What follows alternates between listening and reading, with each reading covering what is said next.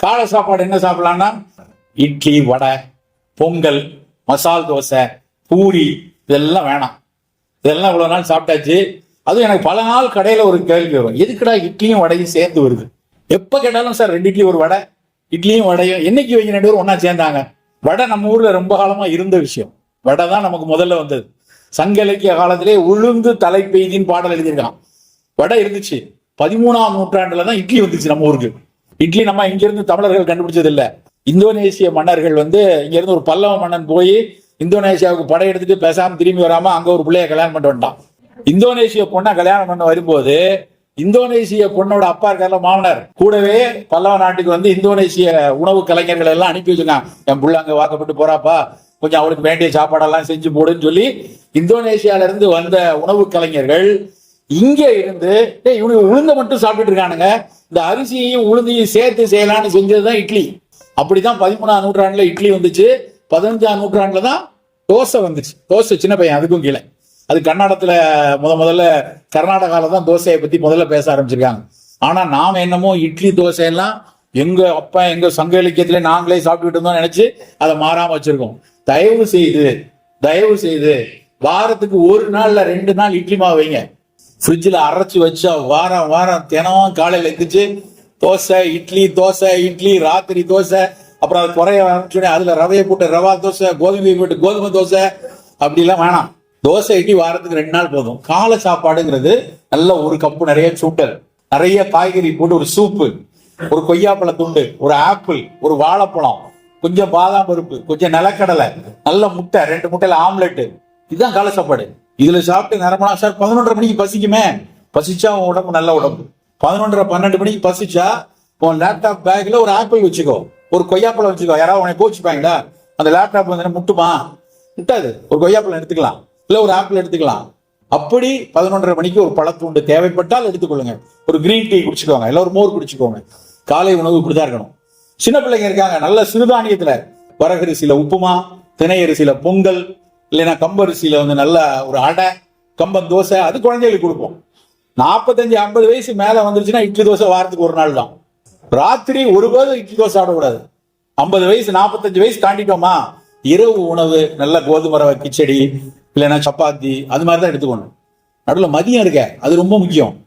மதிய உணவு நம்ம பணியில் இருக்கிறோம்னு வச்சுக்கோங்களேன், ஒரு வேலையில இருக்கோம், காலையில கிளம்பி போகும்போதே காலை சாப்பாடு எடுத்துட்டு போயிருவோம் அப்படின்னா 2 தட்டு உள்ள கேரியர் எடுத்துட்டு போயிட்டு மேல் தட்டு முழுக்க காய்கறி, இல்லைன்னா புலால் சாப்பிட்றோம்னா ஒரு சிக்கன் பீஸ், ஒரு ஃபிஷ் துண்டு, கொஞ்சம் காய்.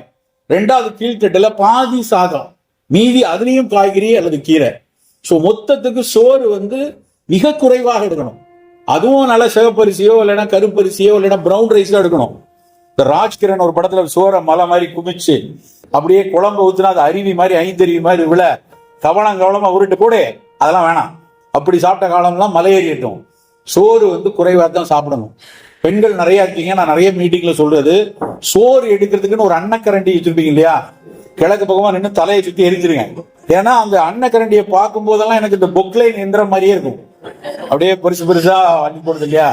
இந்த ஊர்ல சர்க்கரை வியாதி கூடுனதுக்கு அது ஒரு காரணம், அந்த கரண்டியோட சைஸ். என் வீட்டுக்கு ஒரு ஃபாரினர் வந்திருந்தாரு.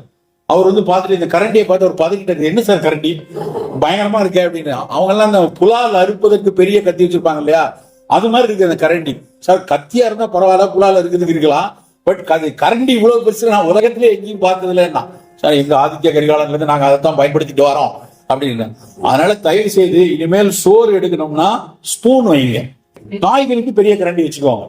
இந்த ஸ்பூன்ல எடுத்து கை வலிச்சாவது சோறை குறைச்சிருவோம் நம்ம. அப்படி சோறை குறைவா எடுப்போம். அந்த சோறும் கருப்பு கவுனி, மாப்பிள்ளை சம்பா, கருங்குருவு அரிசி, காடக்கண்டி அரிசி, காட்டு யானம், அப்படிதான் இருக்கணும் உங்க சோறு.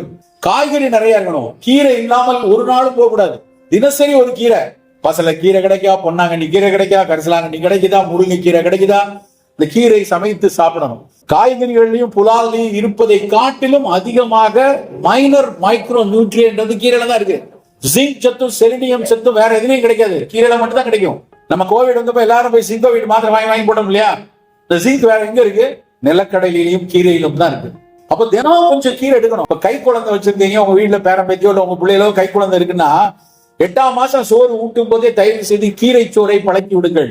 அந்த பச்சையம் கலந்து அந்த சுவை அந்த குழந்தைக்கு தாய் வழியாக அந்த தாய் குழைச்சி தாய் கொடுத்து பழகிட்டான்னு வச்சுக்கோங்க. கீரை சோற காலத்துக்கும் அந்த குழந்தை காய்கறி ஒழுங்கா சாப்பிடும். சோ கீரை சிறு வயதிலேயே பழக்கப்பட வேண்டிய ஒரு மிக மிக முக்கியமான உணவு. சோ கீரை, புலால் எடுத்தா புலால்ல முக்கியமா மீன், முதல் சாய்ஸ் மீன் வச்சுக்கலாம். கோழிக்கறி, காடை மிகச்சிறப்பு. காடை கறி எடுத்துக்கலாம். கோழியை விட, பிராய்லர் கோழியை விட காடை கோழி நல்லது. அப்புறம் கருப்பு கோழின்னு சொல்லுவாங்க. இந்த பக்கம் காங்கேயம் பக்கத்துல எல்லாம் அதனோட காலே ஷூ போட்ட மாதிரி இருக்கும். அதனோட சதை கருஞ்சிவப்பா இருக்கும். அந்த கருப்பு கோழி மிகச்சிறப்பு என்று சித்த மருத்துவம் சொல்லுது. நாங்க கொக்குடாதி சூரணம் எல்லாம் செஞ்சு தொடை எலும்பு வீக்கா இருக்கிறவங்களுக்கு அதை கொடுப்போம். அந்த கருப்பு கோழி பயன்படுத்தி கொள்ளலாம். ஒரு இதய நோய் இருக்கு, ரத்தத்தில் கொழுப்பு அதிகமா இருக்குன்னா புலாலை தவிர்க்கலாம். மட்டன் வேண்டாம், மீன் மட்டும் எடுத்துக்கொள்றது, அதை எடுத்துக்கொள்ளணும். சோ மதிய உணவை பொறுத்த வரைக்கும் சோறு குறைவாகவும் இந்த காய்கறி பழங்கள், நம்ம ஊர் காய்கறி போதும் சார். நான் ஒன்லி புரோக்கோலி தான் சார் சாப்பிடுவேன். புரோக்கோலி அவன் சாப்பிடட்டும்டா. நம்ம ஊர்ல இருக்க காய்கறியில கத்திரிக்காயில இருக்கக்கூடிய ஒரு பயன் ஒன்றும் பெருசா மத்தியில கிடையாது. அவரைக்காய், பீன்ஸ், கத்திரிக்காய், வெண்டைக்காய், நம்ம வீட்டு காய்கறிகள் சாப்பிடுவோம். காய்கறிகளை நிறைய எடுத்துக்கொள்ளக்கூடிய பழக்கத்தை நம்ம சிறு வயதுல இருந்தே நம்ம குழந்தை பருவத்திலே வச்சிருக்கோம்.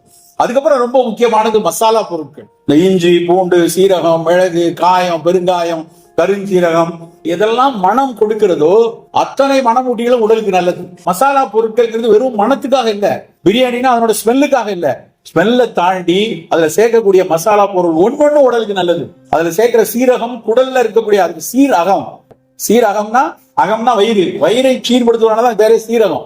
கருஞ்சீரகத்தை பத்தி உலகமே உற்று பார்த்து கொண்டிருக்கிறது. இஸ்லாத்துல கருஞ்சீரகத்தை என்ன சொல்லுவாங்கன்னா, மரணத்தை தவிர மற்ற அனைத்தையும் குணப்படுத்தக்கூடியதுன்னு எழுதியிருக்காங்க. இஸ்லாத்துல மரணத்தை தவிர ஒரு 2000 வருஷமா 1500 2000 வருஷமா ஒரு விஷயம் சொல்லப்பட்டு இன்னைக்கும் ஆராயப்படுதுன்னா எவ்வளவு முக்கியமான பொருளா இருக்கும். அப்ப ஏன் நாம கருஞ்சீரகத்தை சேர்க்கக்கூடாது? கருஞ்சீரக எண்ணெய் கிடைக்குது, கருஞ்சீரக பொடி கிடைக்குது. அந்த கருஞ்சீரக எண்ணெய் ஒரு 10 சொட்டு 15 சொட்டு ஒரு 40 வயதுக்கு மேற்பட்டவர்கள் எப்ப வேணாலும் எடுக்கலாம். சிறு குழந்தைகளுக்கு போய் தினம் கொடுக்கணும்னு அவசியம் இல்லை, ஏன்னா சூடாக்கி ரொம்ப சூடு.